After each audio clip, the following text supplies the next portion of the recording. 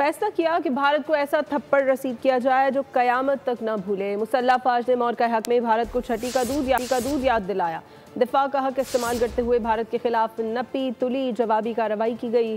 مظفر آباد میں وزیر اعظم شہباز شریف کا تقریب سے خطاب، کہا کہ پاکستان اور بھارت کے درمیان جنگ چھڑی جو کسی لمحے انتہائی خطرناک رخ اختیار کر سکتی تھی۔ بھارت نے پاکستان کے خلاف بے بنیاد الزامات کی بوچھاڑ کی۔ ہم نے کاکول میں اعلان کیا کہ پہلگام واقعے کی عالمی تحقیقات کے لیے تیار ہے۔ بھارت کو یہ بات ہضم نہیں ہوئی اور پاکستان پر حملہ کر دیا۔ 33 پاکستانی شہری شہید ہوئے جبکہ پاکستان نے بھارت کے 69 شہریوں کو نشانہ نہیں بنایا۔ بھارت کے 6 جہاز گرائے جن پر انہیں بڑا ناز تھا۔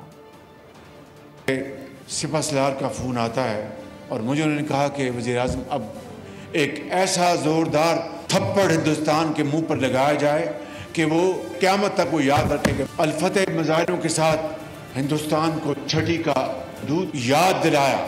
چند دن پہلے ایک ایسی جنگ چھڑی پاکستان اور ہندوستان کے درمیان جو کہ کسی لمحے انتہائی خطرناک رخ اختیار کر سکتی تھی۔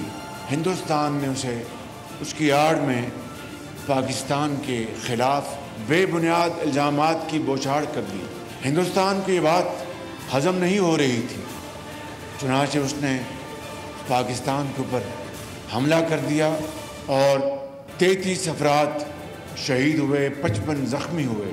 پاکستان نے ہندوستان کے 69 شہریوں کو نشانہ نہیں بنایا بلکہ نہ صرف ان کے 6 جہاز ان کے گرائے جن کو اوپر ان کو بڑا ناز تھا۔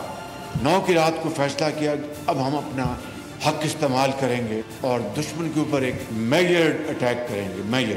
میں آپ کو بلا خوف تردید بتانا چاہتا ہوں کہ سپہ سالار کی آواز میں اعتماد تھا، جوش تھا، جذبہ تھا۔ سبسکرائب کریں اور بیل دبائیں تاکہ کوئی خبر رہ نہ جائے۔